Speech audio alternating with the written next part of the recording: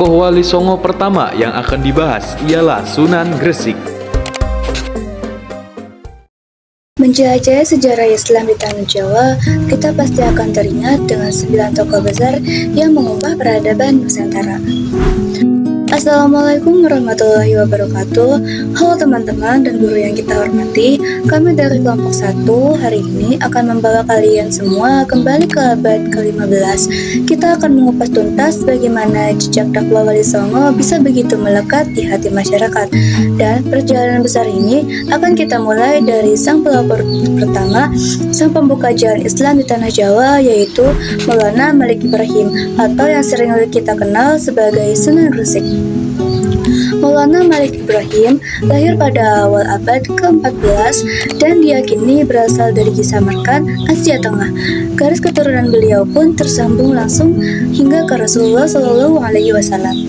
Pada tahun 1392 Masehi, beliau menginjakan kaki di Pulau Jawa, tepatnya di Desa Sembalo, daerah Larang, Gresik. Saat itu, masyarakat Jawa masih berada di bawah kekuasaan Kerajaan Majapahit yang mayoritas pemeluk agama Hindu-Buddha dan terikat sistem kasta. Tantangan awal beliau adalah menyebarkan Islam dengan damai di tengah perbedaan tersebut. Metode dakwah Sunan Gresik menggunakan metode yang sangat humoris dan merakyat. Ada 4 strategi utama yang beliau lakukan.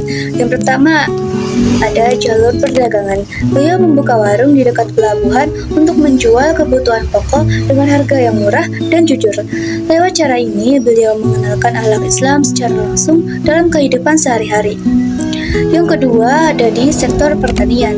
Beliau mengajarkan sistem pengairan modern kepada masyarakat jelata, yaitu kasta bawah, agar hasil panen mereka meningkat. Di mata rakyat kecil, beliau adalah sosok pengayom yang tidak membedakan derajat manusia. Lalu yang ketiga ada pengobatan gratis. Beliau meracik obat dari tanaman herbal untuk menyembuhkan masyarakat tanpa memungut biaya sepeser pun, sambil menyelipkan doa kesembuhan dari Allah Subhanahu wa Ta'ala. Yang keempat ada pendekatan birokrasi. Beliau juga menghormati Raja Majapahit, yaitu Prabu Wijaya. Meskipun raja belum masuk Islam, sang raja sangat kagum dengan akhlak beliau hingga menghadiahi sebidang tanah di desa Gapura Gresik. Setelah puluhan tahun berdakwah, Maulana Malik Ibrahim wafat pada tahun 1419 Masehi dan dimakamkan di desa Gapura Gresik. Perjuangan agung beliau tidak berhenti di sini. Estafet dakwah Islam di Tanah Jawa kemudian dilanjutkan oleh keponakan sekaligus murid beliau, sosok pemuda cerdas yang akan membangun pesantren besar di Surabaya. Siapakah beliau? Langsung saja kita sambut rekan saya, yaitu Akbar, yang akan mengupas tuntas sosok sang arsitek dakwah Nusantara, yaitu Sunan Ampel.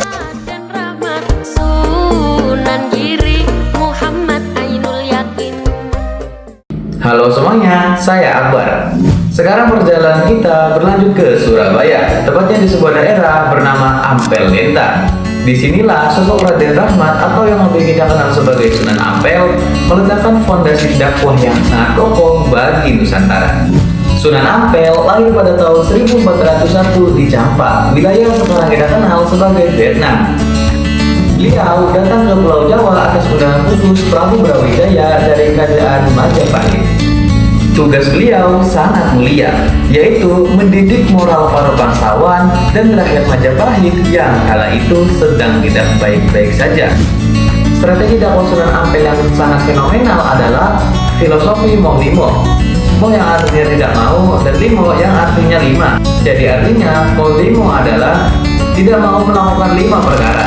Beliau mengajarkan prinsip ini untuk memperbaiki akhlak masyarakat.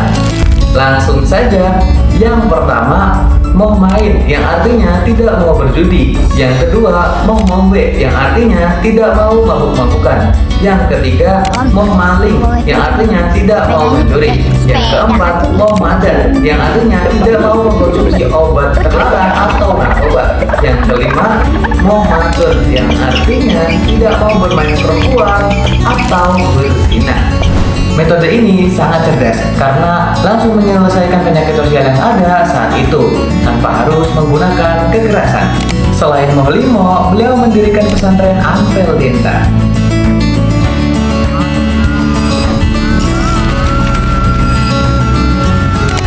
Dari sinilah lahir para dai hebat dan pemimpin besar seperti Sunan Giri hingga Raden Patah, yaitu pendiri Kesultanan Demak. Sunan Ampel wafat pada tahun 1481 dan meninggalkan warisan peradaban Islam yang santun dan berilmu.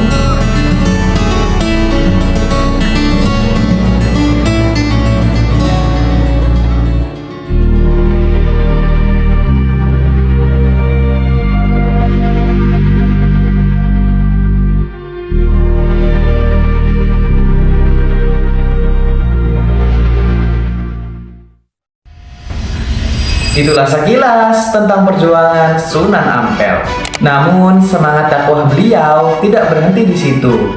Warisan seni dan kebudayaannya kemudian dikembangkan lebih kreatif lagi oleh putra beliau di wilayah Tuban.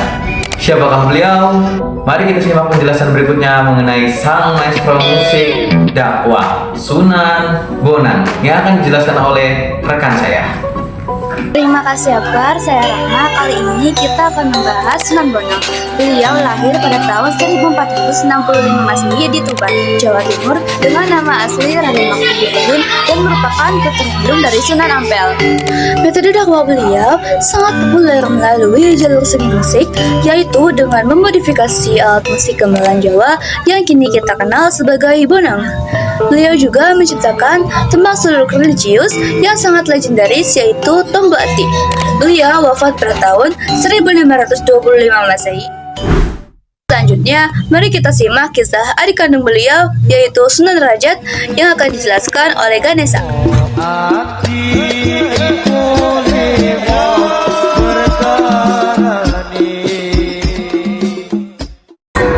Terima kasih Rahma, saya Ganes. Kali ini kita akan membahas Sunan Derajat. Beliau lahir pada tahun 1470 Masehi di Surabaya dengan nama asli Raden Kosim dan merupakan putra dari Sunan Ampel, sekaligus adik dari Sunan Bonang.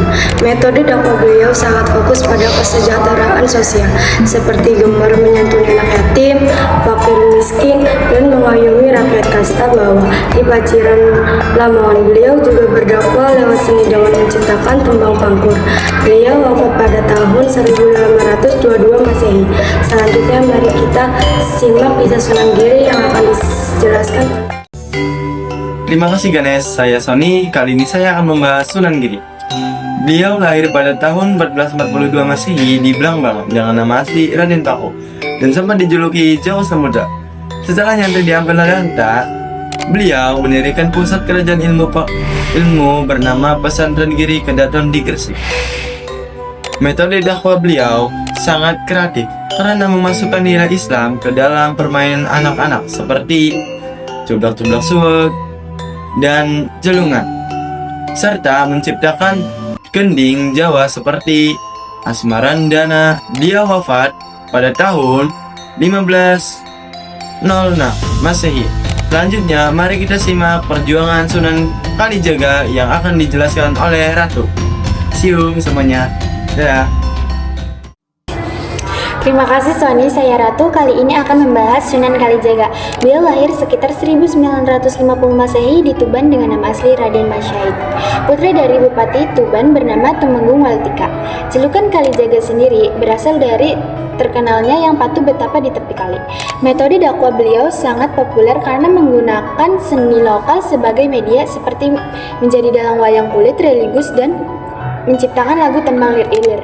Beliau dimakamkan di Kalimendung, Demak. Selanjutnya mari kita simak perjuangan beliau Sunan Muria yang akan dijelaskan oleh Divaira. Terima kasih Ratu, saya Divaira. Kali ini kita akan membahas Sunan Muria. Beliau lahir pada paruh abad kedua abad ke-15 sekitar tahun 1450 Masehi dengan nama asli Raden Umar Said dan merupakan putra kandung dari Sunan Kalijaga. Beliau memilih memusatkan dakwahnya di pelosok lereng Gunung Muria, Kudus. Metode dakwah beliau sangat menyasar rakyat jelata seperti para petani, pedagang, dan nelayan. Beliau merangkul mereka lewat pendekatan seni budaya yang halus, seperti menciptakan tembang Jawa yaitu Sinom dan Kinanti. Selanjutnya, mari kita simak perjuangan sahabat dekat beliau, Sunan Kudus, yang akan dijelaskan oleh Kelis. Sunan Kudus. Nama Sunan Kudus yaitu Syahid Syadik. Sunan Gadung, Raden Utsman Haji, dan Dewi Siti Fatimah, yaitu keturunan ke-24 Nabi Muhammad. Di Masjid Demak, Al-Qudus. Yang kedua yaitu dakwah, pendekaan si sapi, menghormati umat Hindu yang menganggap sapi sebagai hewan suci. Yang kedua yaitu akuntansi budaya, membangun masjid Kudus yang memadukan budaya Islam, Hindu dan Buddha. Yang ketiga yaitu pendekaan seni dan singkatan, mengubah fungsi makna benda-benda atau kebiasaan setempat supaya sesuai dengan ajaran. Yang ketiga yaitu hikmah. Hikmahnya yaitu pentingnya menjaga kedamaian, cinta damai, mendepankan sikap tegas. Yang kedua yaitu komunikasi yang bijak, menggunakan metode yang hebat, contohnya sapi betina, sebagai simpati umat Hindu pada zamannya. Yang ketiga yaitu kepemimpinan. Sebagai seorang pemimpin, Sunan Kudus menggunakan bahwa kepemimpinan tidak hanya tentang kekuasaan. Terima kasih Kelis, saya Al-Kafi Ibrahim, dan tokoh terakhir kita adalah Sunan Gunung Jati. Beliau lahir pada tahun 1448 Masehi dengan nama asli Syarif Hidayatullah. Beliau memutuskan dakwahnya di wilayah Jawa Barat seperti Cirebon dan Banten. Metode dakwah beliau sangat unik karena memanfaatkan jalur politik dan struktur pemerintahan, di mana beliau mendirikan Kesultanan Cirebon dan Banten untuk memperluas syiar Islam secara resmi dan struktural. Beliau wafat pada tahun 1568 Masehi. Itulah tadi perjalanan panjang 9 tokoh Wali Songo yang telah mengubah peradaban nasional. Semoga video dokumen ini bermanfaat bagi kita semua. Terima kasih atas perhatiannya. Wassalamualaikum warahmatullahi wabarakatuh.